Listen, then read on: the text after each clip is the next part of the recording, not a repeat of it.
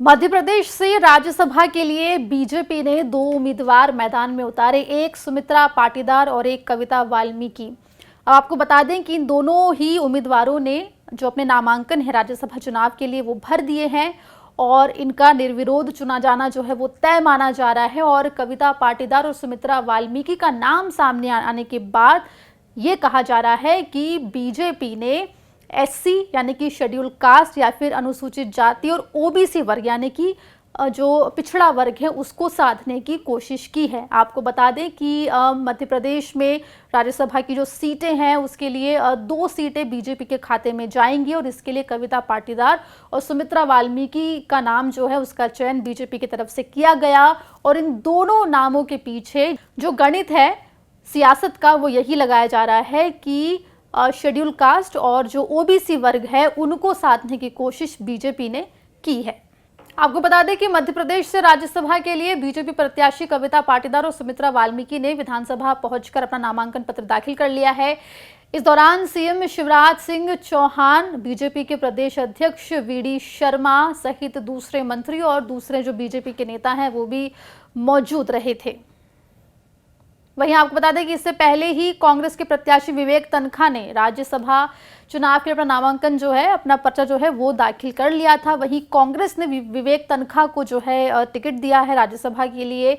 तो ये पूरा जो ओबीसी का मुद्दा है वो लगातार पंचायत चुनाव में बना हुआ है और ऐसे में बीजेपी ने कहीं ना कहीं ओबीसी को साधने की कोशिश की है। प्रदेश में जो बीजेपी महामंत्री है कविता पाटीदार वो ओबीसी वर्ग से आती हैं, जिला पंचायत इंदौर की अध्यक्ष रह चुकी हैं, पूर्व मंत्री भैरूलाल पाटीदार की वो बेटी है। वहीं नगर निगम जबलपुर से 3 बार पार्षद भी रही हैं। वहीं सुमित्रा वाल्मीकि की बात करें तो अनुसूचित जाति वर्ग से वो आती हैं, एक बार नगर निगम जबलपुर की अध्यक्ष रह चुकी हैं। प्रदेश में पहली बार आपको बता दें कि दोनों सीटों से जो है महिलाओं को उतारा है। वहीं ये भी बता दें कि सुमित्रा पाटीदार और कविता वाल्मीकि और विवेक तनखा इन 3 प्रत्याशियों के अलावा किसी दूसरे प्रत्याशी द्वारा पर्चा दाखिल नहीं किया गया राज्यसभा चुनाव के लिए, इसलिए तीनों प्रत्याशियों का निर्विरोध चुना जाना अब तय माना जा रहा है।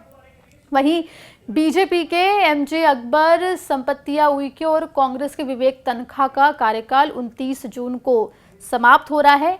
ऐसे में ये नए जो नाम हैं वो बीजेपी की तरफ से आगे किए गए हैं।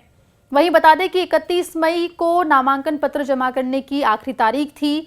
हालांकि ये भी बता दें कि विधानसभा में दलीय स्थिति के अनुसार 2 सीटें बीजेपी और 1 सीट जो है वो कांग्रेस को मिलना तय माना जा रहा है।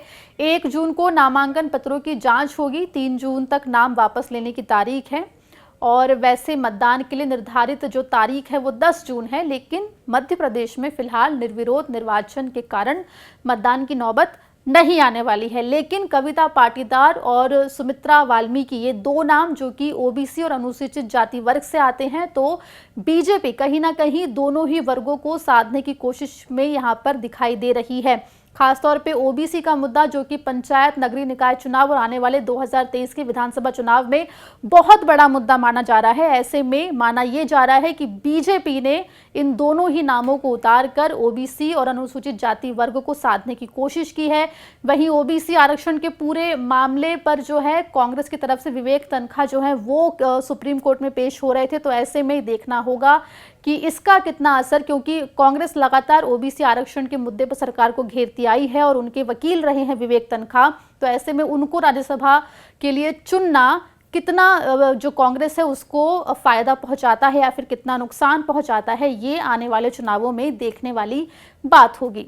मध्य प्रदेश और मध्य प्रदेश में होने वाले नगरीय निकाय और पंचायत चुनाव से जुड़ी तमाम खबरों के लिए आप बने रहिए एनपी तक के साथ।